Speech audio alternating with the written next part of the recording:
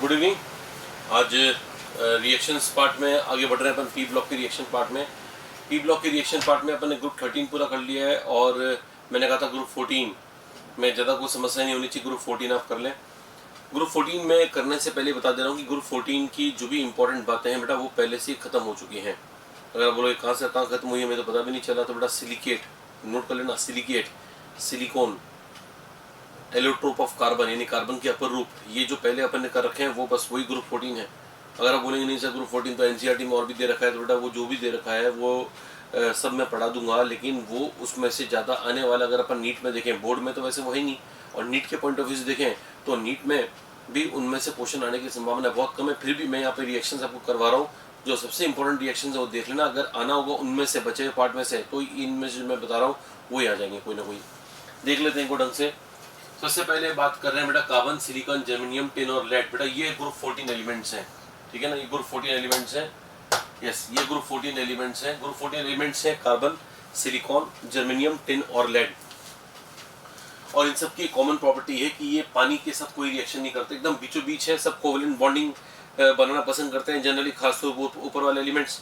तो ऊपर वाले एलिमेंट के जो आप जितने भी एलोट्रोप या जितने भी एलिमेंटल फॉर्म्स देखोगे उनमें कोवलेंट बॉन्डिंग के जरिए वो इतने अच्छे तरीके से है ना पैक्ड है कि ऐसा लगता है कि पानी के साथ उनकी रिएक्शन नहीं होगी, और होती भी नहीं है। हमने सोचा था कि शायद लेड की रिएक्शन हो जाएगी, बिकॉज लेड एकदम नीचे मेटलिक प्रॉपर्टी ज़्यादा है तो पानी के साथ रिएक्ट कर जाना चाहिए, लेकिन लेड के साथ ये वाली समस्या हो गई कि लेड में प्रोटेक्टिव ऑक्साइड लेयर होती है, लेकिन प्रोटेक्टिव ऑक्साइड लेयर वाली बात बेटा आपको या मुझको किसी को भी याद ही रखनी पड़ती है। अगर आप बोलते हो नहीं सर प्रोटेक्टिव ऑक्साइड लेयर तो आपने वो बेकार आलू फेंका कौरों में पढ़ाया था बेटा, वो तो नाइट्रिक एसिड के संपर्क में आने पर जो होते हैं, ये तो नेचुरली अगर मैं हवा में छोड़ दूं, अगर लेड को नेचुरली हवा में छोड़ दो तो कुछ समय बाद इस पर एक पतली परत लेड के ऑक्साइड की जमा हो जाएगी। तो लेड इज अ प्रॉपर्टी है ना, that it has its a property to develop a thin protective oxide layer, यानी इसमें भी रक्षक परत बनाने की क्षमता होती है, इनमें गुण होता है रक्षक परत यानी प्रोटेक्टिव लेयर बनाने का। और ये कारण है कि जो क्या बोलते हैं लेड वाला जो लेड जो एलिमेंट है वो पानी के साथ रिएक्शन नहीं कर रहा है, बाकी सब नहीं कर रहे हैं ठीक है, लेकिन इनका कारण तो इनकी कोवेलेंट बॉन्डिंग है, इनका स्टेबल लैटिस है, लेकिन लेड के कारण जाएगा प्रोटेक्टिव ऑक्साइड लेयर। तो लेड का पानी के साथ ना रिएक्शन करने का कारण जो है प्रोटेक्टिव ऑक्साइड लेयर है। अब उसके आगे बढ़ते हैं, देखते हैं कार्बन के लिए अभी मैंने कहा था पानी से रिएक्शन नहीं करेगा, लेकिन एनसीईआरटी में दिया हुआ है कि अगर स्टीम हो, टेम्परेचर हाई हो और पानी स्टीम के फॉर्म में हो तो फिर रिएक्शन कर जाएगा। अगर आप बोलोगे तो फिर क्या बनेगा बेटा, तो कार्बन इस O के साथ CO बना लेगा, CO प्लस H2, इसको वाटर गैस भी कहते हैं। वाटर गैस यानी जल गैस, सिंथेसिस गैस यानी संश्लेषण गैस भी इसको कहला सकते हैं। इसको शॉर्ट में कुछ किताबों में सिन गैस भी लिखा हुआ है, मैं सिन गैस लिख दे रहा हूँ, पूरा नाम याद करना है तो सिंथेसिस गैस। तो सिन गैस या सिंथेसिस गैस है ना, मैंने बता दिया है। इसके अलावा इस रिएक्शन की खास बात यह है कि कार्बन जो कि एक सॉलिड फ्यूल था, ये सॉलिड फ्यूल और ये गैसियस फ्यूल है। तो हमारे को बेटा कई बार क्या होता है कि ठोस ईंधन को यानी कि सॉलिड फ्यूल को गैसीय अवस्था में यानी कि गैसियस स्टेट में बदलना होता है। तो इस रिएक्शन को काम में लेकर हम सॉलिड फ्यूल को गैसियस फ्यूल में बदल देते हैं। मान लो हमारे पास कोयला है, लेकिन हमारे कोयला नहीं चाहिए, हमको गैसियस फ्यूल चाहिए, कि हम चाहते हैं कि उसको एक सिटी से दूसरी सिटी या एक कंट्री से दूसरी कंट्री या एक स्टेट से दूसरे स्टेट ट्रांसफर कर दें और हमें खर्चा नहीं हो, ट्रांसपोर्टेशन खर्चा नहीं हो, तो हम पाइपलाइंस के थ्रू इसको भेज सकते हैं गैस को। पाइपलाइन के थ्रू कोयले को नहीं भेज सकते, लेकिन पाइपलाइन के थ्रू गैस को भेज सकते हैं। इसलिए आजकल ऐसी प्रोसेस काफी कराए जा रहे हैं जिसमें सॉलिड फ्यूल को गैसियस फ्यूल में कन्वर्ट कर सकें, और इसलिए इसका नाम रख दिया गया कोल गैसिफिकेशन यानी कोल गैसीकरण। तो इसका मतलब ये कि आपको इस रिएक्शन को याद रखना है इस नाम से, कोल गैसीफिकेशन। कोल गैसीफिकेशन मतलब कोल गैसीकरण, यानी कि कोल को यानी ठोस ईंधन यानी सॉलिड फ्यूल को गैसियस फ्यूल में कन्वर्ट करने का मेथड, ये वो रिएक्शन है। इसी रिएक्शन में यदि मेरे को हाइड्रोजन का प्रोडक्शन बढ़ाना है, मेरे को CO हटाना है, तो इस रिएक्शन में देखो CO में सेम चीज ले लो आप, CO H2O steam high temperature, अगर कार्बन की जगह CO ले लोगे तो इसका O जैसे यहाँ जुड़ा था वैसे की वैसे इसका O यहाँ और जुड़ जाएगा और CO2 बन जाएगा बेटा, CO2 बन जाएगा और साथ में हाइड्रोजन गैस बन जाएगी। यानी कुल मिला के बचे हुए CO में से बचे हुए CO का भी हेल्प अपन ने ले लिया, उसको हटा के हाइड्रोजन गैस निकालने काम आ गई, यानी हाइड्रोजन गैस की प्रोडक्शन को बढ़ाने का तरीका हो गया। तो हो सकता है क्वेश्चन आपसे पूछ लें कि वाटर गैस बनने के बाद में हाइड्रोजन गैस के प्रोडक्शन को बढ़ाने के लिए हम कौन सी रिएक्शन इस्तेमाल करते हैं, तो आंसर है CO को स्टीम और हाई टेम्परेचर पर हीट करते हैं तो बन जाता है CO2 plus H2। Hydrogen gas को के प्रोडक्शन को बढ़ाने के इस मेथड का नाम रखा गया है, ध्यान रखना बेटा, वाटर गैस शिफ्ट रिएक्शन। इसका नाम लिखता हूं मैं यहाँ पर, वाटर गैस शिफ्ट रिएक्शन। आप यूं याद कर लें, मैं ट्रिक बता रहा हूं, यूं याद कर लें कि जब हमने C से CO बनाया तो CO से CO2 बन गया, यानी शिफ्ट हो गया। जब इसको एक ऑक्सीजन ज्यादा दिया तो प्रोडक्ट में भी एक ऑक्सीजन ज्यादा हो गया, तो एक एक ऑक्सीजन आगे की तरफ शिफ्ट हो गया, आगे की तरफ शिफ्ट हो गया, वो शिफ्ट रिएक्शन है। जिसमें हमने O जोड़ा है वो शिफ्ट रिएक्शन नहीं, इसमें O जोड़ के जो बना है वो शिफ्ट रिएक्शन है, ध्यान रख लीजिएगा। इसका नाम शिफ्ट रिएक्शन गलती से मत बोल दीजिएगा। फिर आता है कार्बन प्लस एयर। यहां मैंने एयर लिया, वाटर बेटा वाटर, लेकिन अब मैं ले रहा हूं एयर। एयर में जो दो मेन कंपोनेंट्स है वो एक तो N2 है और एक O2 है, और ज्यादा रिएक्टिव O2 है, तो C और O2 की रिएक्शन से CO बन जाएगा और साथ में बन जाएगी N2 गैस। इसका नाम रखा गया है प्रोड्यूसर गैस। प्रोड्यूसर गैस, उत्पादक गैस भी इसको कह सकते हैं हिंदी में। तो प्रोड्यूसर गैस को बनाने का तरीका है ना, carbon plus air, carbon plus water तो water gas, carbon plus water water gas, water आ गया तो वाटर गैस बोलना है। लेकिन अगर वाटर आया लेकिन CO के साथ तो फिर वो CO2 प्लस H2 बनेगा, जो कि हाइड्रोजन गैस के प्रोडक्शन को बढ़ाने का एक तरीका है, जिसे वाटर गैस शिफ्ट रिएक्शन भी कहते हैं। और कार्बन की रिएक्शन अगर हवा के साथ कराओगे, जिसके दो मेन कंपोनेंट्स हैं O2 और N2, जिनमें O2 ज्यादा रिएक्शन करता है, रिएक्टिव है, तो CO प्लस N2 बन जाएगा, जिसको बोलते हैं प्रोड्यूसर गैस। अगर आप बोलोगे सर इसमें पूछने लायक क्वेश्चन क्या है, तो पूछने लायक क्वेश्चन ये है कि वाटर गैस शिफ्ट रिएक्शन में से क्या कौन सी है, ऐसा क्वेश्चन बन सकता है, या वाटर गैस का फॉर्मूला क्या है, या प्रोड्यूसर गैस का फॉर्मूला क्या है। मुझको नहीं लगता कि इसके अलावा कोई क्वेश्चन बनना चाहिए। हो सकता है लेड की प्रोटेक्टिव ऑक्साइड लेयर वाले के ऊपर बात पूछ ले, तो बस ये जो मेन बात है वो ध्यान रखना। साथ में इनमें पूछने ज्यादा इंपॉर्टेंट पूछने लायक बात ये कि कार्बन से लेकर लेड तक के जो ऑक्साइड्स हैं उनका जो प्रैक्टिकल नेचर देखा गया वो कैसा था। तो कार्बन, सिलिकॉन, जर्मेनियम एसिडिक, जैसे कि आप पी ब्लॉक में जानते हैं ऊपर वाले ऑक्साइड्स एसिडिक होते हैं, तो कार्बन, सिलिकॉन, जर्मेनियम, इन तीनों के ऑक्साइड्स एसिडिक है। टिन और लेड दोनों के ऑक्साइड्स एम्फोटेरिक देखे गए हैं। ये वैसे आपने एम्फोटेरिक ऑक्साइड्स में उसमें पीरियोडिक टेबल में याद कर रखा है, जो हिंदी मीडियम के स्टूडेंट्स को मालूम है। एम्फोटेरिक मतलब उभयधर्मी, तो ये उभयधर्मी ऑक्साइड्स हैं और ये अम्लीय यानी कि एसिडिक ऑक्साइड्स हैं। फिर आता है सबसे इंपॉर्टेंट चीज, ग्रुप 14 की आखिरी और सबसे इंपॉर्टेंट बात वो है अपचायक गुण, यानी रिड्यूसिंग बिहेवियर ऑफ SnCl2। मैंने क्या बोलते हैं इनर्ट प्योर इफेक्ट पढ़ाते समय कहा था कि बेटा SnCl2 में Sn+2 अवस्था में +2 स्टेट में, और ये अनस्टेबल है। टिन चाहता है कि वो +4 में चला जाए, तो इसका मतलब ये +2 से +4 में जाने के लिए खुद क्या होगा बेटा, तो खुद होगा ऑक्सीडाइज। +2 से +4 में जाना ऑक्सीडेशन होता है, तो ऑक्सीकरण, खुद का ऑक्सीकरण होगा तो अगले का अपचयन, यानी खुद का ऑक्सीडेशन तो अगले का रिडक्शन। और अगर ये अगले का रिडक्शन कर रहा है तो ये रिड्यूसिंग एजेंट हो गया। जो दूसरे का रिडक्शन करता है उसको रिड्यूसिंग एजेंट बोलते हैं। उसका खुद का भले ऑक्सीडेशन हो रहा है लेकिन अगले का क्या कर रहा है, रिडक्शन, इसलिए रिड्यूसिंग एजेंट है। जो वो अगले का कर रहा है वो रिड्यूसिंग, वो एजेंट है। वो अगले को ऑक्सीडाइज कर रहा है तो ऑक्सीडाइजिंग एजेंट, अगले को रिड्यूस कर रहा है तो रिड्यूसिंग एजेंट, तो ये रिड्यूसिंग एजेंट है। अगर रिड्यूसिंग एजेंट है तो दूसरे को रिड्यूस करेगा। अब किसको क्या रिड्यूस करता है वो देखो बेटा, ये HgCl2 को, HgCl2 में कौन सी अवस्था में है बेटा, +2, ये +1 में रिड्यूस करता है और Hg2Cl2 बना लेता है। और ये मैंने बहुत पहले बता दिया था आपको कि ये व्हाइट पीपीडी यानी सफेद अवक्षेप होता है। अगर मैं इसी व्हाइट प्रेसिपिटेट को SnCl2 के साथ दोबारा रिएक्शन करवाऊंगा तो ये Hg इस बार +1 से अब 0 में आ जाएगा, 0 में आ जाएगा, तो Hg0 में ये बन जाएगा ग्रे ब्लैक प्रेसिपिटेट, ठीक है ना, यानी काला अवक्षेप बन जाएगा। यानी कुल मिलाकर पहले तो बना सफेद अवक्षेप, वही अवक्षेप चेंज हो गया, बन गया ब्लैक।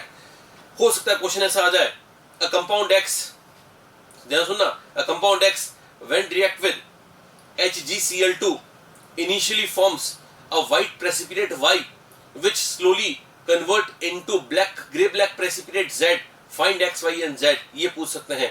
इस क्वेश्चन को अगर आपको समझ में नहीं आया तो आपके पास सुविधा है, वीडियो को स्क्रॉल करके वापस सुन लो।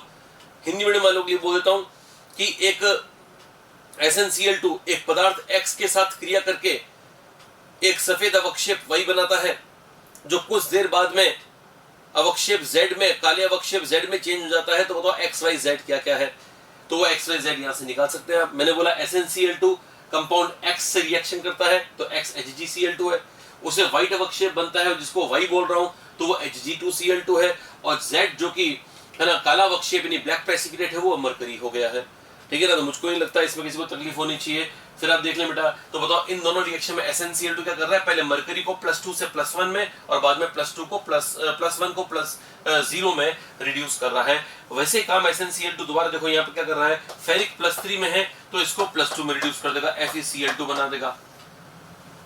ठीक है बेटा, तो अगर आप बोलोगे सर ये इसको इसमें कन्वर्ट कर देगा तो हमें पता क्या चलेगा, पता चलेगा कलर से। तो इसका कलर जो होता है बेटा, FeCl कलर जो होता है वो होता है येलो और ये ग्रीन। लैब में अगर येलो कलर ग्रीन में चेंज होगा दिखाई नहीं देगा बेटा। तो आज के बाद क्या ध्यान रखोगे, फेरिक का एक्वा सॉल्यूशन जो है, फेरिक क्लोराइड का या फेरिक सॉल्ट्स के एक्वा सॉल्यूशन जो होते हैं हरे रंग के होते हैं और फेरस सॉल्ट्स के सॉल्यूशन जो होते हैं ग्रीन कलर के होते हैं। आपको कुछ दिनों पहले मैंने ग्रीन विट्रियोल पढ़ाया था, उसमें भी फेरस सल्फेट था, तो फेरस का सॉल्यूशन था वो भी, या फेरस का कंपाउंड था वो भी। तो फेरस के जो कंपाउंड या पानी वाले कंपाउंड जो होते हैं एक्वस, वो जनरली हरे रंग के होते हैं और फेरिक वाले येलो रंग के होते हैं। तो येलो टू ग्रीन कन्वर्ट करता है, ये भी एक टेस्ट हो गया इसका। SnCl2 KMnO4 को डीकलराइज कर देता है। ये KMnO4 अभी तो है पिंक वॉयलेट, लेकिन रिड्यूस होने के बाद ये Mn2+ बन जाएगा और ये हो जाएगा कलरलेस। ऐसे क्वेश्चन पूछने का फैशन ही समझो आप तो, कि ऐसे क्वेश्चन खूब सारे बोल देते हैं कि बताओ इनमें से कौन KMnO4 को डीकलराइज करेगा, SnCl2 SO2 बोथ नन। तो आंसर है बोथ, क्योंकि SO2 भी रिड्यूसिंग एजेंट है, वो भी KMnO4 को Mn+2 में चेंज कर देता है और SnCl2 तो काम कर ही रहा है, जैसे कि आप देख पा रहे हैं। लास्ट में K2Cr2O7, K2Cr2O7 को SnCl2 रिएक्शन करेगा, बिकॉज ये ऑक्सीडाइजिंग एजेंट है, रिड्यूसिंग एजेंट है। ये चाहता है कि इसको कोई रिड्यूस कर दे, क्रोमियम +6 में अनस्टेबल है, ये चाहता है +3 में चला जाए। जब ये SnCl2 से मुलाकात करेगा तो SnCl2 बोलेगा तथास्तु, मैं तो आपका इंतजार कर रहा था, मैं चाहता हूं कि कोई ऐसा हो जिसको इलेक्ट्रॉन खाने की जरूरत होगी, मैं तो इलेक्ट्रॉन देने को तैयार हूं। ये इलेक्ट्रॉन देगा, वो इलेक्ट्रॉन खाएगा, खा के बना देगा क्रोमियम +3। क्रोमियम +3 के सॉल्यूशन जनरली ग्रीन कलर के होते हैं। तो ये पहले ऑरेंज था, ये ऑरेंज था और ये ग्रीन है। बेटा कलर मैं बहुत सेलेक्टिवली बताता हूँ, जहां मेरे को लगता है कि इस पे क्वेश्चन आने के चांसेस है मैं वही बताता हूँ, इसलिए आप इनमें कंजूसी मत करना कि पोटेशियम डाइक्रोमेट तो सर ने बाद में पढ़ाया तो शायद लेस इंपॉर्टेंट होगा, अपने आप ही लेस मोर इंपॉर्टेंट डिसाइड मत करना। ठीक है ना, जो मैं बता रहा हूँ वो पहले से वही वाली बातें बता रहा हूँ जो कि मोस्ट इंपॉर्टेंट है। तो इनमें से कोई भी रिएक्शन नहीं छोड़नी है। ग्रुप 14 में यदि क्वेश्चन आने के चांसेस हैं, मैक्सिमम इसके हैं।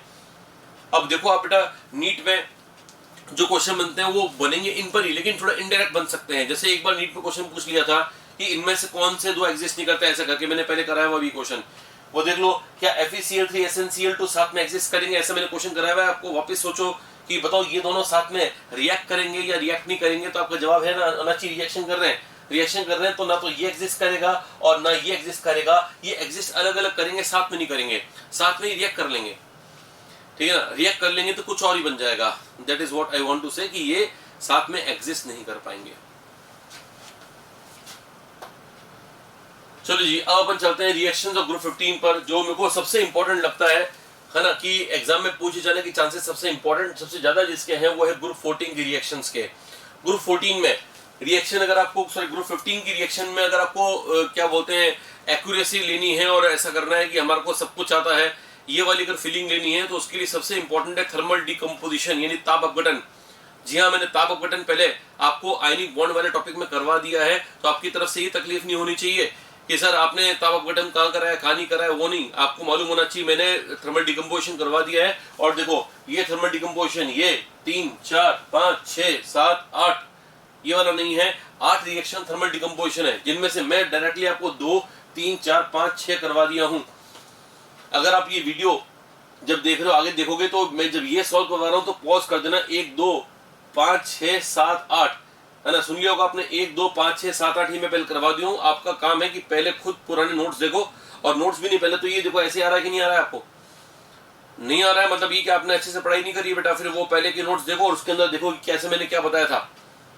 ठीक है ना, और नोट्स आपने लिखे हुए नहीं है तो ठीक है वीडियो देख लेना, वैसे अच्छी बात नहीं है ना। बार बार आप अगर आप एक वीडियो को 10 बार देखते हैं, that is going to decrease your confidence, आपकी कॉन्फिडेंस को कम करेगा कि पता नहीं हमारे को एक बार में बात समझ में नहीं आती है। ठीक है ना, तो कोशिश ये करो कि आपको एक ही बार में 2 बार में मैक्सिमम, है ना, उसमें आ जाए, ताकि अपने को अपने पे कॉन्फिडेंस रहे कि हाँ चलो ठीक है, हमारे को जो पढ़ा दिया एक बार, इतना अलर्ट रहो ना, फोकस रहो इतना। ठीक है ना भाई, दिन में और क्या करना है, अभी वैसे भी कहीं आ जा रहे नहीं होंगे, घर में बैठे आराम से लग्जरी में, ठीक है, चाय वाय पीते रहो, पकौड़े खाते रहो, थोड़ा सुबह सुबह थोड़ा बहुत मेडिटेशन या थोड़ा वर्कआउट करो, उसके बाद पढ़ाई, बस और क्या करना है। ठीक है ना, तो अपने पास कुछ ज्यादा काम नहीं, और काम अपने निकालो मत कि नहीं ये भी जाना होता है, वहां भी जाना होता है, यूं तो बहुत सारे काम निकल जाएंगे निकालोगे तो। और नहीं अगर थोड़ा फोकस करके करना चाहोगे तो आप आराम से कर सकते हो, राइट। और खासतौर पे ये जो रिएक्शन पार्ट है ये थोड़ा फोकस मांगेगा। थर्मल डिकम्पोजिशन अगर आपको आता है तो आपको सही रिएक्शन आ जाएंगी। पहले अपन बात करते हैं N2 को बनाने की। ये दोनों कंपाउंड N2 को बनाने के लिए यूज करते हैं, इनको हीट करते ही N2 बन जाती है। कैसे बन जाती है या पहले वाले में देख लेना। यहाँ पर N2 प्लस ट्वाइस H2 बनता है। मैंने इसकी ट्रिक बताई थी कि इसमें से H2 निकाल देना, बाकी बचा हुआ अपने आप दिख जाएगा, आपको दिख ही रहा है। H2 दो निकलेंगे यहाँ से, बचा हुआ N2 दिख रहा है आपको। अमोनियम डाइक्रोमेट को भी गर्म करने पर N2 बनता है। मैंने कहा था इसमें एक हरा कलर का कंपाउंड बनता है Cr2O3, और मैंने कहा था ये इकलौता अमोनियम सॉल्ट है जो हमारे कोर्स में है ना, ग्रीन सॉलिड, जिसमें कि रेजिड्यू बचता है यानी अपशिष्ट बचता है।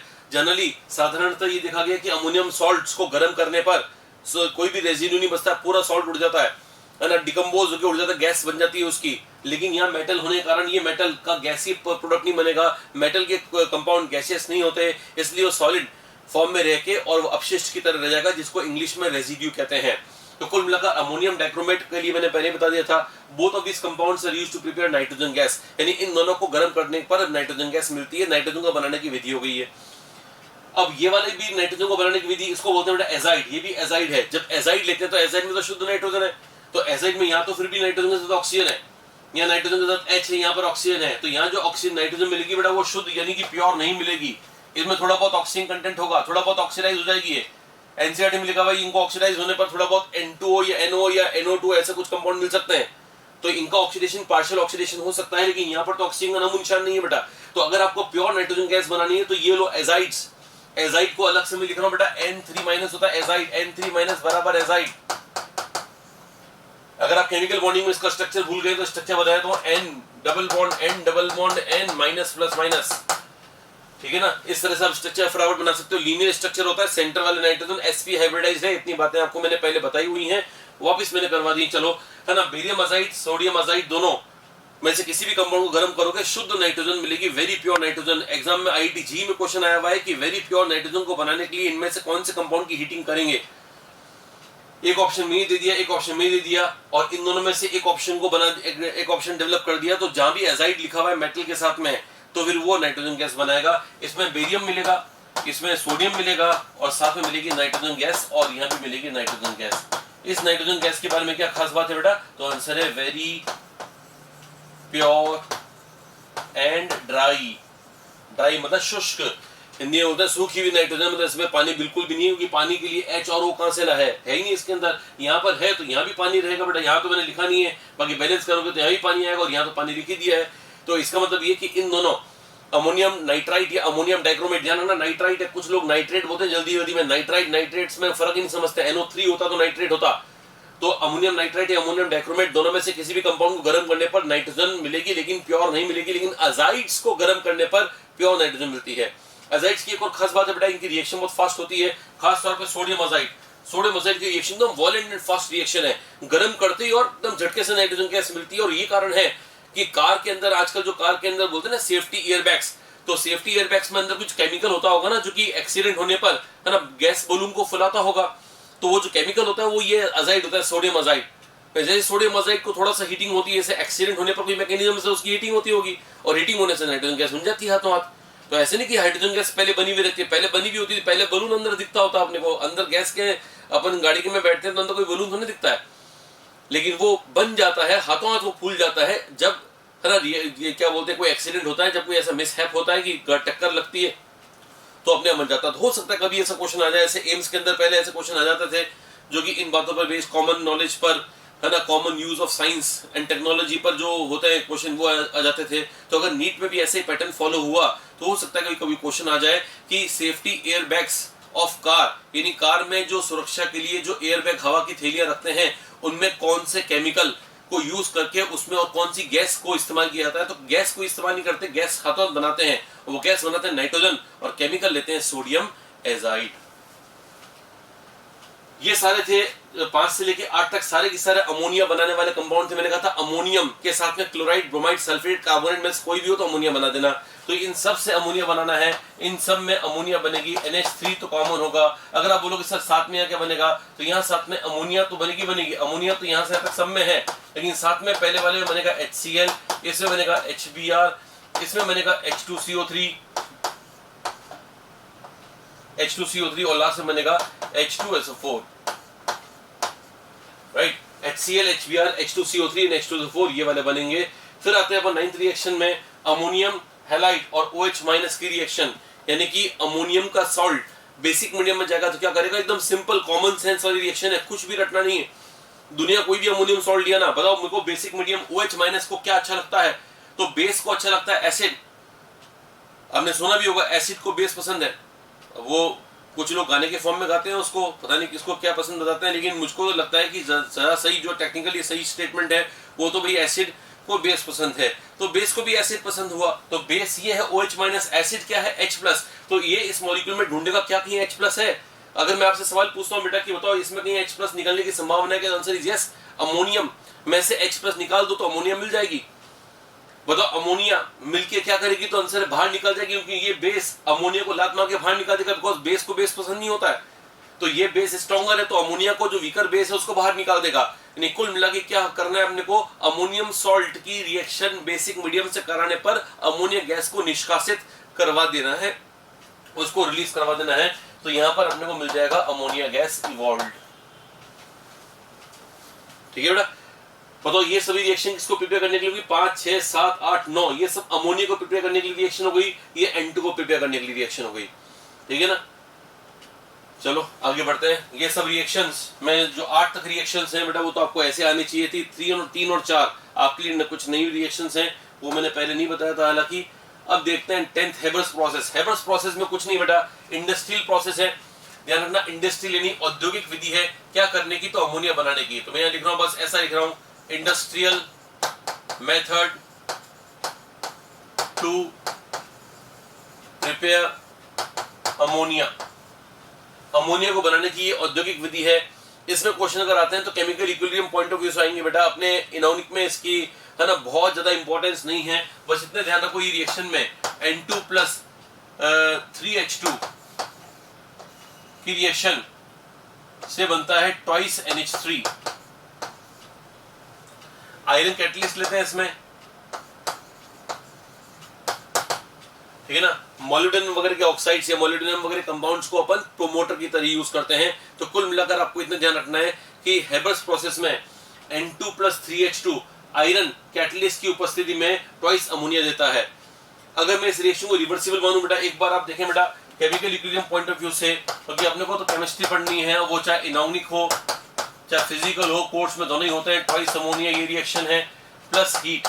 अगर आप बोलोगे सर ये प्लस हीट कहां से लाया बेटा, तो मैंने किताबों में देखा है, मेरे को अपने आप हर रिएक्शन में पता नहीं पड़ता है कि रिएक्शन एक्सो या एंडो होगी, इसलिए आपको भी ध्यान रखना पड़ेगा कि सर कहां पर रिएक्शन एंडो लिखवा रहे, कहां एक्सो लिखवा रहे हैं, याद रखने वाली बातें हैं। कुछ कुछ जगह पर अंदाजा लग जाएगा लेकिन हर जगह पर नहीं, तो आपको ध्यान रखना है हेबर्स प्रोसेस एक्सोथर्मिक प्रोसेस है। और आपने शायद ली चैटलियर प्रिंसिपल जो आप केमिकल इक्विलिब्रियम में पढ़ते हो उसमें आपने पढ़ा होगा कि जहां पर हीट निकल रही है एक्सोथर्मिक रिएक्शन है, तो इसके लिए लो टेम्परेचर ज्यादा यूजफुल होगा।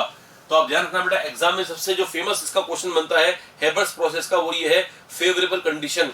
तो ध्यान रखना, फेवरेबल कंडीशन नंबर 1 हुआ लो टेम्परेचर, टेम्परेचर लो। दूसरा, यहाँ मोल है 1, यहाँ मोल है 3, यहाँ मोल है 2, तो यहाँ मोल है 4 और यहाँ मोल है 2। जब 4 से 2 मोल घटते हैं तो ऐसी अभिक्रिया, ऐसी रिएक्शन है ना हाई प्रेशर पे आसानी से हो जाती है। और दूसरा है हाई प्रेशर क्योंकि इसमें मोल घट रहे हैं, है ना। जब कोई केमिकल इक्विलिब्रियम वाला प्रोसेस ऐसा हो जिसमें कि मोल घट रहे हो तो हाई प्रेशर पर वो ज्यादा आसानी से हो जाएगी। तो कुल मिलाकर ये हुआ कि 3 शर्तें आपको ध्यान रखनी, 3 है ना, 3 शर्तें। You have to remember 3 conditions for the favourable conditions of the Haber's process.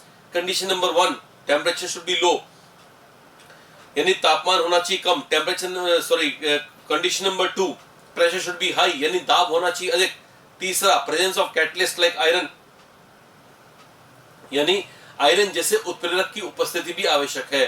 तो कुल मिलाकर आपको ये बातें समझ में आ जानी चाहिए कि हेबर्स प्रोसेस क्या है, किसको बनाने के लिए है, उसके लिए महत्वपूर्ण शर्तें क्या क्या हैं, what are the most important conditions for the formation of ammonia in the Haber's process. मैंने आपको बता दिया, अब आपकी जिम्मेदारी है कि आप इसको बढ़िया से प्रिपेयर कर लें। चलो वापस आते हैं अपन इस पॉइंट पर। अब ये तो हो चुका था अपना 3rd, चलो ये भी हो चुका था 4th, देखते हैं। चलो ये अपना कर लिया 10th वाला अपना हो चुका है हेबस प्रोसेस। उसके बाद में 11th क्या है बेटा, वो देखो बेटा 11th को बताने के लिए सबसे पहले मुझको ये बताना पड़ेगा कि हमारा अभी एम क्या चल रहा है। हमारा एम चल रहा है N2 को बनाना। क्या हमारा एम हो गया? हो गया। अमोनिया बनाना हो गया? हो गया। नाइट्रोजन के ऑक्साइड्स बनाना, क्या एम हमारा पूरा हो गया? तो आंसर है नहीं हुआ। नाइट्रोजन के ऑक्साइड्स के बारे में सबसे पहले पढ़ लो कि नाइट्रोजन के ऑक्साइड्स कितने होते हैं, बाद में अपन ये देखेंगे बनाते कैसे हैं। नाइट्रोजन के ऑक्साइड्स में पहला है N2O, फिर है NO, फिर है N2O3, फिर है N2O4, फिर है NO2 में इनके साथ ही लिख रहा हूं NO2 क्योंकि दोनों भाई भाई हैं, एक जैसे ही हैं, और N2O5। ये कहलाता है नाइट्रस ऑक्साइड। ध्यान रखना बेटा, नाम ध्यान रखना, नाइट्रस ऑक्साइड, नाइट्रिक ऑक्साइड।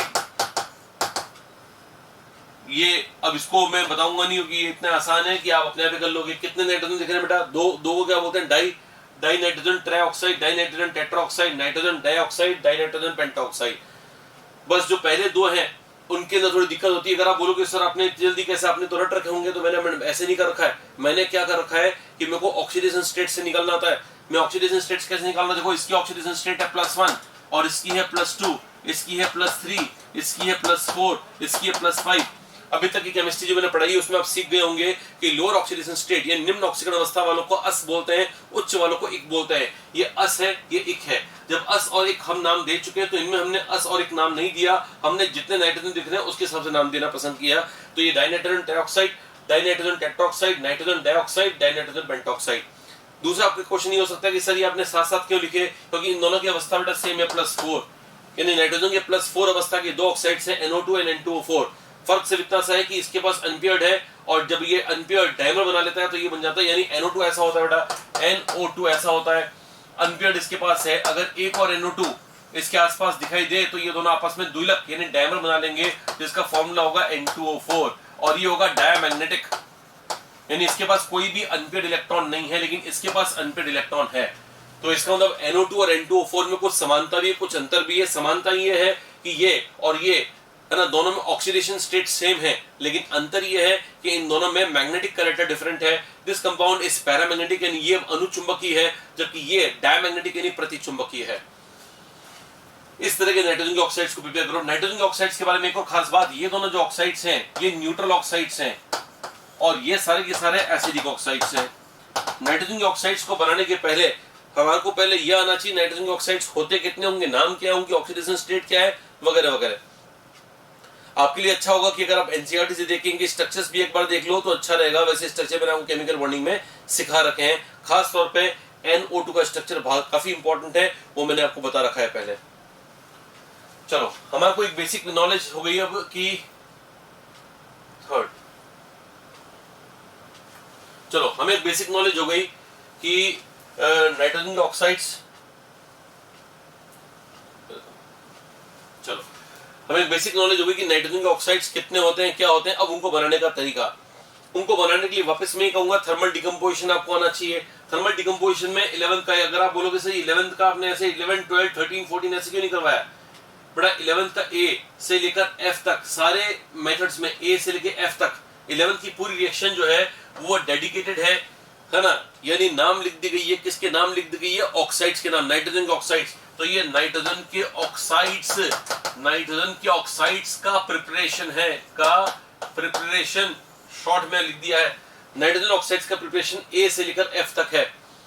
अब अगर आप कैसे भी याद करना चाहें, जो क्लास 12 दे रहे हैं वो इस तरह से प्रिपेयर करें कि नाइट्रोजन के ऑक्साइड को बनाने के लिए सर ने 6 रिएक्शन बताई थी। वो 6 रिएक्शन क्या क्या है, उनमें क्या रिएक्टेंट है, क्या प्रोडक्ट है, वैसे याद रखें। जो सिर्फ नीट के लिए प्रिपेयर कर रहे हैं उनके लिए जरूरी है कि वो ये सोचें कि हमें ये तो एग्जाम में दे ही रखा होगा ना, हमें तो बस प्रोडक्ट याद करना है। थर्मल डिकम्पोजिशन ज्यादा हीटिंग लिखी हुई बेटा वो तो आपको आने चाहिए, ये आपको पहले से आना चाहिए, ये आपको पहले से आना चाहिए, ये भी आपको पहले से आना चाहिए। बाकी तो अब ठीक है वो मैं बता दूंगा आपको, लेकिन ये जब आप पहले की रिएक्शन देखोगे, अमोनियम सॉल्ट देखोगे तो अमोनियम सॉल्ट के थर्मल डिकम्पोजिशन में अमोनियम नाइट्रेट के समय पर मैंने ट्रिक बताई थी, पानी निकाल दो जितने निकल सकते हैं, बाकी का अपने आप कंपाउंड दिख जाएगा। इसमें पानी कितने निकल सकते हैं, 2, तो 2 पानी के मॉलिक्यूल निकाल के बैलेंस करो, ट्वाइस H2O।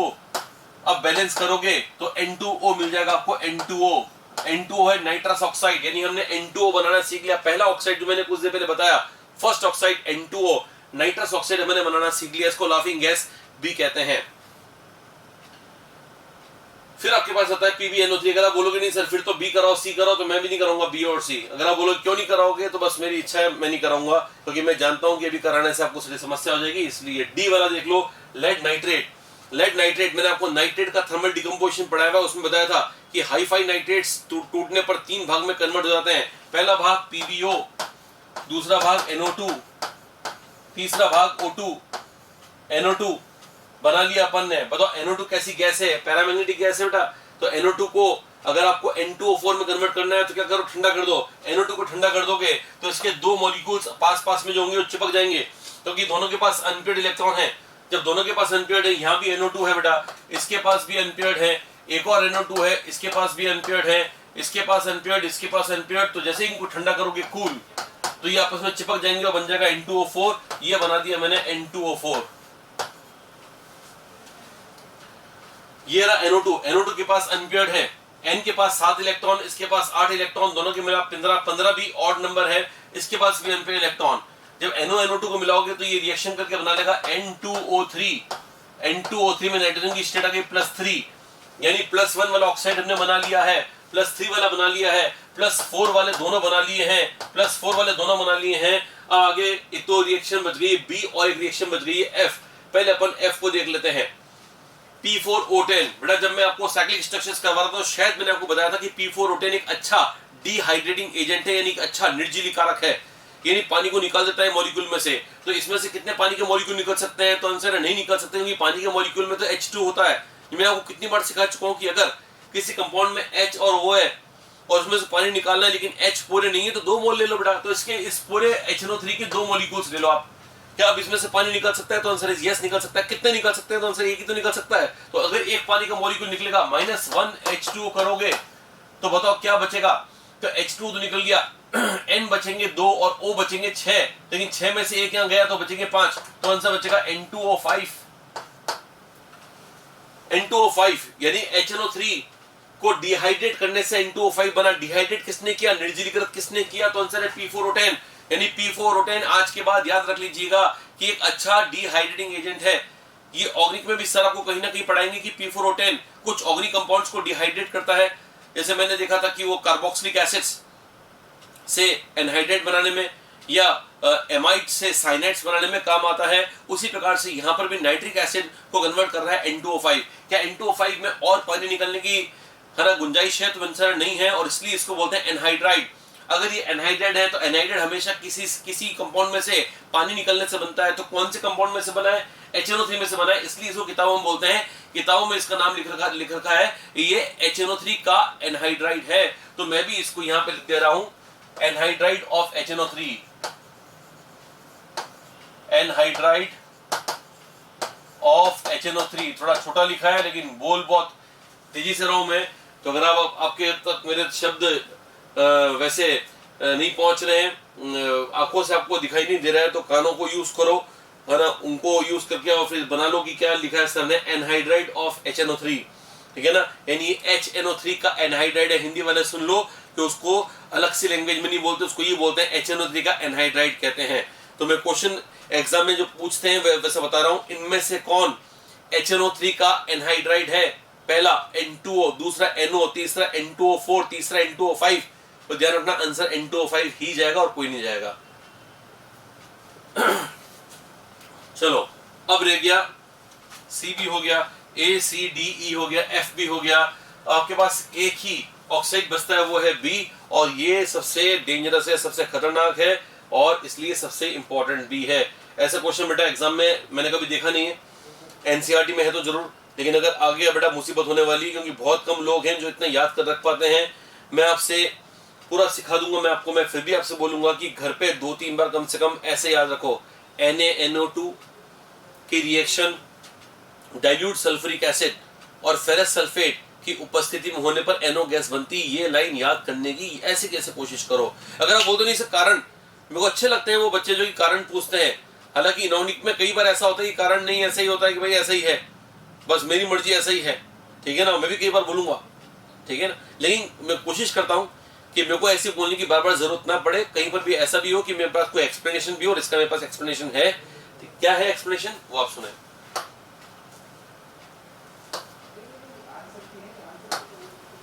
चलो मैंने आपको बोला है NaNO2, चलो अपन सारी बात छोड़ते हैं, एक्सप्लेनेशन पर आते हैं। देखो क्या होता है, ये है HNO3, ये ऑक्सीडाइजिंग एजेंट है, आप सब जानते हैं, मेरे को इसको बार बार बताने की जरूरत नहीं है। ये बहुत प्रबल ऑक्सीकारक है, बहुत बढ़िया ऑक्सीडाइजिंग एजेंट है। ये क्या करता है बेटा कि जब दूसरे को ऑक्सीडाइज करता है, मान लो यहाँ पे फेरस सल्फेट को ऑक्सीडाइज कर रहा है, तो फेरस तो बेटा कुल मिला के अगर फेरस फेरिक में जा सकता है, फेरिक सुना ना आपने बेटा, तो फेरस ऑक्सीडाइज होकर फेरिक में चला जाएगा। जब नाइट्रिक एसिड ऑक्सीडाइजिंग एजेंट है, तो ये बोल रहा है मैं इलेक्ट्रॉन छीनने वाला हूं, ये बोल रहा है छीन ले मेरे पास तो ये कि मैं फेरिक बना लूंगा, ये तो राजी, ये तो डी ब्लॉक का बोलता है, हम तो जाने जाते हैं हमारे रंग बदलने के लिए। रंग मतलब ऑक्सीडेशन स्टेट, परिवर्तनशील ऑक्सीकरण अवस्था होती है, यानी वेरिएबल ऑक्सीडेशन स्टेट है। D block elements don't have any problems, वो बोलते हैं चलो ठीक है, अगर ऑक्सीडाइजिंग एजेंट मिल गया तो ये बोलते हैं चलो ऑक्सीडाइज हो जाएंगे, रिड्यूसिंग एजेंट मिल गया तो बोलता है रिड्यूस हो जाऊंगा। तो आयरन जो है वो +3 में जा सकता है, तो ये इसको आयरन को +3 में ले जाएगा। लेकिन ये डिटेक्ट करना मुश्किल वाली बात नहीं बेटा, कुछ लोग सोच के खुश हो जाते हैं सर ने समझा दिया फेरस फेरिक में जाएगा, वो दुनिया को सबको मालूम है। आजकल तो 9th-10th के बच्चे में देखता हूँ वही मालूम है उनको कि सर फेरस को ऑक्सीडाइज करोगे फेरिक बन जाएगा। तो आप बहुत ज्यादा अपने आप को होशियार मत समझो, अगर आप ये समझ गए हो कि फेरस फेरिक बन जाएगा। फेरस फेरिक बन जाएगा अच्छी बात है, लेकिन ज्यादा डेंजरस ज्यादा इंपॉर्टेंट बात है इसका क्या होगा, तो आंसर इसका रिडक्शन होगा। लेकिन समस्या ये है नाइट्रोजन +5 से रिड्यूस होके +4 में जा सकता है, +3 में जा सकता है, 2, 0, -1, -2, -3, इतने सारे ऑक्सीडेशन स्टेट नाइट्रोजन की कहां जाएगा, ये बात याद करनी पड़ेगी बस। तो आपको याद ही रखना है नाइट्रिक एसिड फेरस सल्फेट से रिएक्ट करके अपने आप को रिड्यूस करके NO बना लेता है। ये सबसे जबरदस्त जानकारी है, लोग इस जानकारी को याद नहीं रखते हैं। जो याद रखने वाली बात है उसको याद नहीं रखोगे तो फिर बेटा बाकी सारी बातें समझ भी नहीं पाओगे। अगर आप ये याद रखते हो तो बाकी सारी बातें आप आराम से समझ जाओगे, कोई समस्या नहीं आएगी। एक और बात जो मैंने आपको पहले याद कराई हुई है, वो मैंने आपको शायद कहीं ना कहीं बताया हुआ है कि NO2 पानी में जाके H2 में जाके 25 बना लेता है, NO + HNO3, ऐसे मैंने बताया हुआ है। इसको विषमानुपातन यानी कि डिस्प्रोपोर्शनल रिएक्शन भी कहते हैं। पहले ये +4 में था, अब ये +2 और +5 में चला गया। एक तो ये रिएक्शन और एक ये रिएक्शन HNO2 एसिडिक कंडीशंस के अंदर भी ये और ये बना लेता है। तो ये आपको एक्स्ट्रा याद मैंने पहले करवाया हुआ है और भी वापस आप देख लीजिएगा। यानी कुल मिलाकर अगर अपने को उस रिएक्शन को करना है, वो दो रिएक्शन कितनी खतरनाक है, वो रिएक्शन इतनी खतरनाक है, उस रिएक्शन की ये 3-3 बॉडीगार्ड है, ठीक है ना भाई। जिस इंसान के 3-3 बॉडीगार्ड आगे भी चल रहे हो, थोड़ा बहुत तो रेस्पेक्ट करने का, भले हम जानते नहीं हो उसको रेस्पेक्ट करेंगे, वैसे इस रिएक्शन को रेस्पेक्ट करो। जब तक आपको ये नहीं आएगा, जब तक ये और वो नहीं आएगा, वो रिएक्शन की बात समझ में नहीं आएगी। तो रिएक्शन, उस रिएक्शन को लिए सबसे पहले क्या बात ध्यान रखोगे, नाइट्रिक एसिड घर पे जब प्रिपेयर कर रहे हो तो ऐसे बोलो नाइट्रिक एसिड फेरस सल्फेट से रिएक्ट करके NO बना लेता है, बात number 1।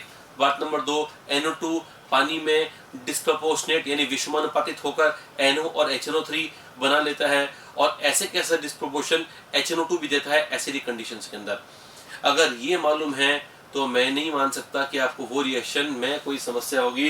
Late us get back to that reaction.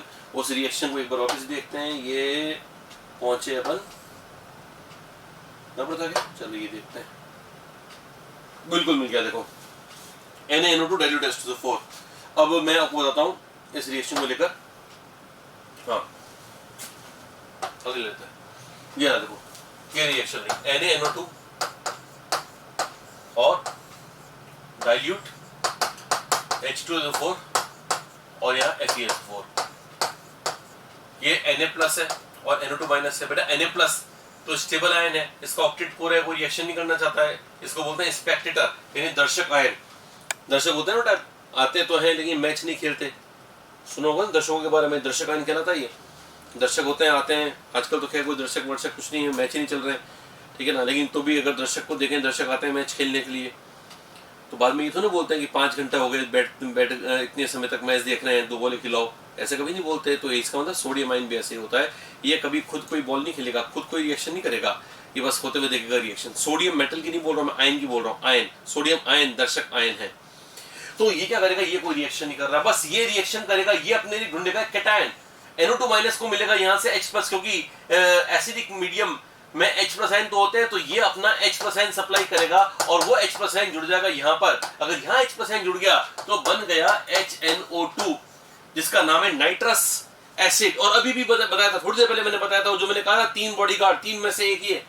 तो ये जो क्या करेगा एसिडिक कंडीशंस के अंदर, क्या ये एसिडिक मीडियम है तो एसिडिक कंडीशंस के अंदर ये बना लेता है NO प्लस HNO3। क्या हमने NO बना ली है? तो आंसर है यस, बना ली है। हमारे को बनाना कौन सी गैस थी? NO तो बच गई थी बेटा, हमने N2 बना लिया, N2O3 बना लिया, N2O4, NO2, N2O5 सब बना लिया, NO बचा था, ये बन गया NO। लेकिन पूरी तरह नहीं बचा है बेटा, नाइट्रोजन जो था वो थोड़ा बहुत NO में गया, थोड़ा HNO3 में बर्बाद हो गया।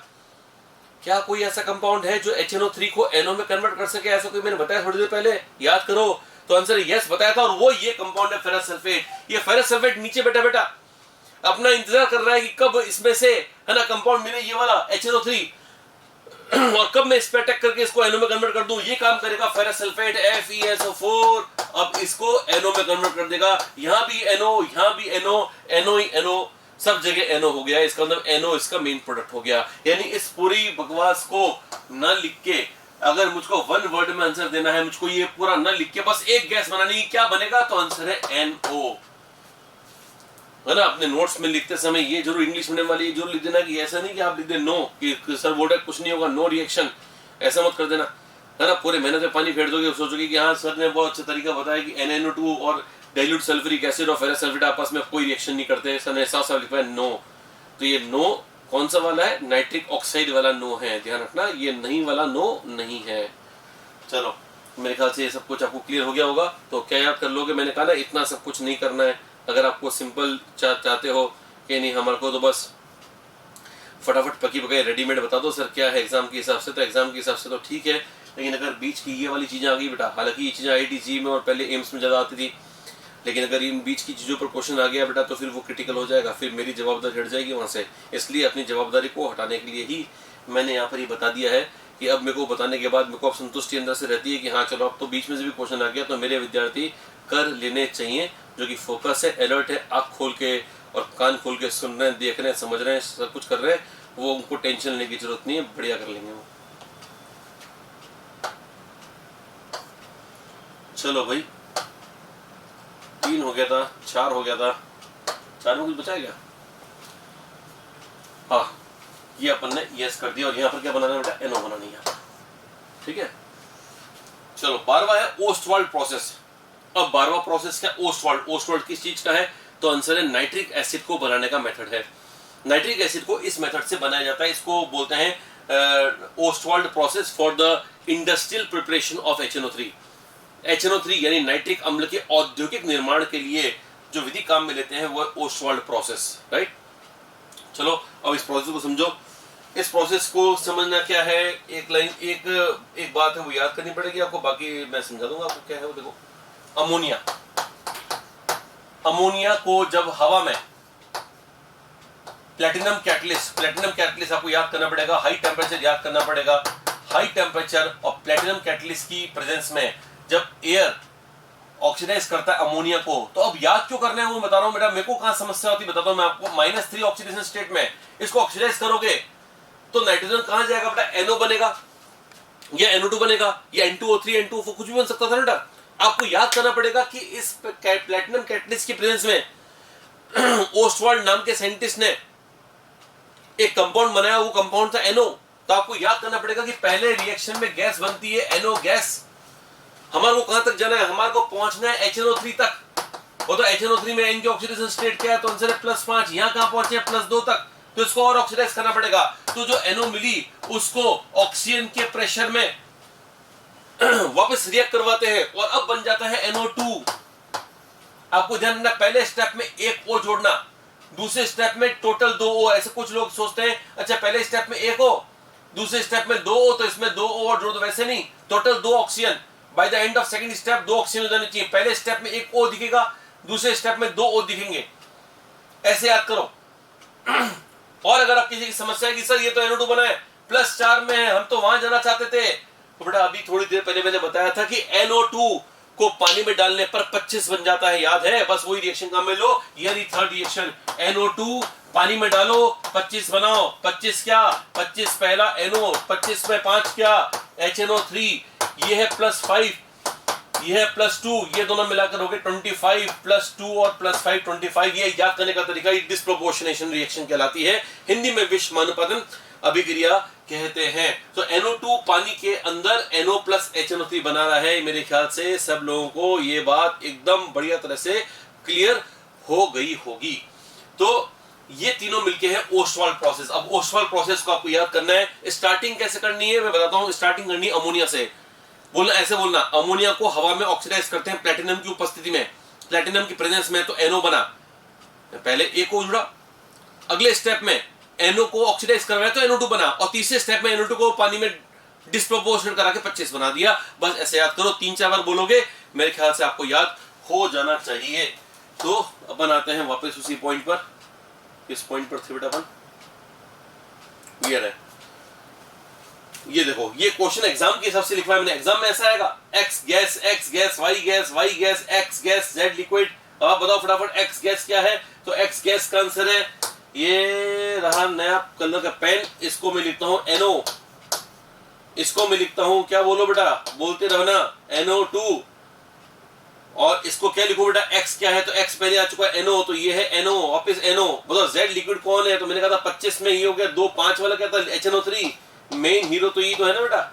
ये मत भूल जाना कि HNO3 बनाने का मेथड होता है ओस्टवाल्ड प्रोसेस। तो लास्ट में तो HNO3 बनना ही है, ठीक है ना भाई। हमने क्या किया, हलवाई बुलाया और हमने कुछ जलेबियां बनाने के लिए बनवाया, और लास्ट में हमको मालूम ही नहीं कि लास्ट में क्या बनेगा। तो वो तो वही तो बनेगा जिसको है ना बनाने के लिए हमने उसको बुलवाया। तो लास्ट में HNO3 ही बनाना, ध्यान रखना। ऐसा नहीं कि ओस्टवाल्ड प्रोसेस में लास्ट में क्या बनेगा ये याद नहीं है, लास्ट में बनेगा वो याद नहीं है, तो फिर आपको पूरी रिएक्शन ही भूल जाओगे ना। नाइट्रिक एसिड को बनाने का इंडस्ट्रियल मेथड होता है ओस्टवाल्ड प्रोसेस, जिसके पहले स्टेप में अमोनिया को ऑक्सीडाइज करके NO बनाते हैं, NO को NO2 दूसरे स्टेप में कन्वर्ट करते हैं, और तीसरे स्टेप में NO2 को डिस्प्रोपोर्शनेट कराते हैं पानी की प्रेजेंस में NO + HNO3 बनाने के लिए। इस तरह से ये मेथड काम करता है, ठीक है ना। तो रिएक्शन पार्ट धीरे धीरे चलेंगे, ठीक है ना। आज अपन ने बहुत ज़्यादा नहीं किया, ऐसा मत सोचना कि अरे और बहुत सारा बोल दिया सर ने, पता नहीं क्या क्या बता दिया और ये वो। आज बहुत कम हुआ है, ठीक है ना। मैं जानबूझ के कम ले रहा हूँ, उसका रीज़न है कि मैं अब चाहता हूँ कि मैं स्पेस दूँ आपको, है ना। I want to give you time space so that you can prepare. The best way to prepare is by writing the reactions. कैसे मैंने आपको बताया हुआ, आपको मालूम होगा कि लिखो, लिख के प्रिपेयर करो, ठीक है ना। हिंदी इंग्लिश की इनमें चिंता मत करना। कुछ लोगों को अगर लग रहा हो कि सर हिंदी बोल रहे हैं, कुछ लोगों को लग रहा हो इंग्लिश बोल रहे हैं, तो ध्यान सुनना मेरे लेक्चर को। मैं खुद इस बात को ध्यान रखता हूँ कि किसी भी स्टूडेंट को जब क्लास में होते हैं तो क्लास में, और जब यहाँ वीडियो सॉल्यूशन करवा रहा हूँ तो भी मेरे दिमाग में रहता है कि किसी को समस्या नहीं आए, ठीक है ना। फिर भी किसी को आती है तो just give me the feedback कि सर ये वाली दिक्कत है, ये दिक्कत नहीं है, जो भी है, तो I will try to mend it. मेरी जितनी पॉसिबिलिटी होगी मैं उसको सही करने की कोशिश करूँगा। लेकिन जहाँ तक मेरा ख्याल है, मैं खुद भी अपने लेक्चर्स को बाद में देखता हूँ, तो मेरे को ऐसा लगता नहीं है कि किसी को समस्या आनी चाहिए, ठीक है ना। चलो, धन्यवाद हमारे को सुनने के लिए। आपका अगला दिन, क्योंकि अब तो रात बची है, आपका अगला दिन मंगलमयी हो, इतनी शुभकामनाओं के साथ हम आपसे कल मिलेंगे। धन्यवाद।